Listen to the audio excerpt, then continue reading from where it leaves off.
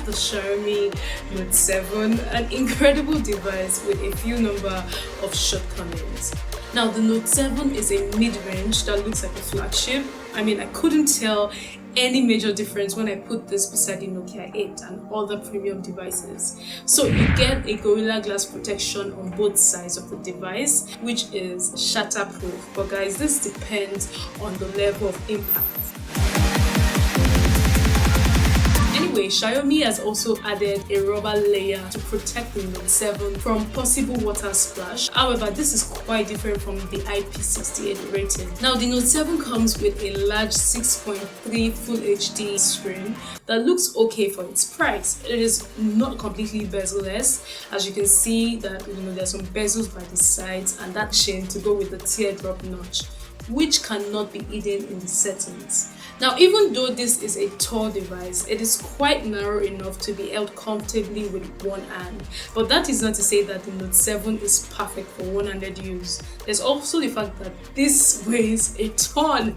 Now, to put things into perspective, this is how much the Nokia 8.1 weighs and the S4 and also the Note 4. Now you have a hybrid SIM card slot to your left, volume rocker and power button to your right, and on top is the earphone jack, and beneath is the USB Type-C port, which is impressive for a 58,000 naira device. Now at the back you have the dual cameras and a fingerprint sensor, and in front you have the mic and an IR blaster. Beneath there's a notification sensor, which is quite different from most devices I've used. Now on the software front you get Android Pie with MIUI 10 on top, and it comes with only 2 bloatware applications that can be uninstalled. Now that aside, the MIUI comes with loads of customization, so you get the option to play with the color temperature.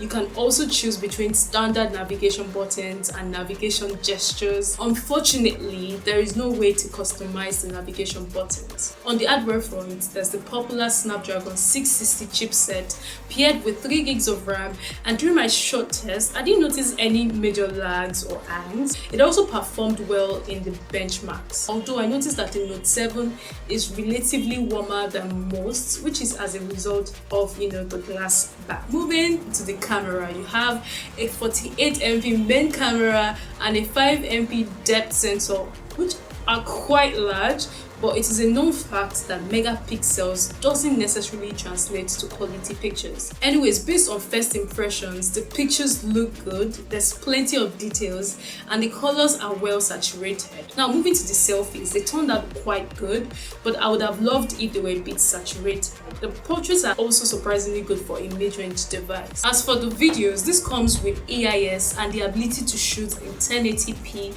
at 60 frames per second. Like guys, this is so cool. I'm blown. But yeah, you can also shoot slow motion videos at 120 frames per second. Now, last thing I'd like to touch is the battery and audio. So you get a large 4000 mAh battery and quick charge support. However, Xiaomi didn't include a quick charge capable charger, so you might have to settle for this one or look for a fast charger to get the fast charge experience. So moving on to the audio.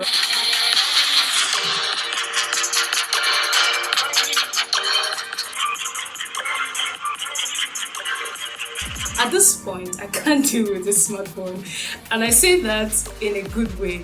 Now, in my opinion, this is one of the best smartphones money can buy in this price segment, especially when you consider the specs and other side attractions like fast charge, USB Type-C. Of course, it lacks some features like the ability to shoot in 4K and the issues that I mentioned, but at 58,000 naira, I'd say screw the shortcomings, I beg.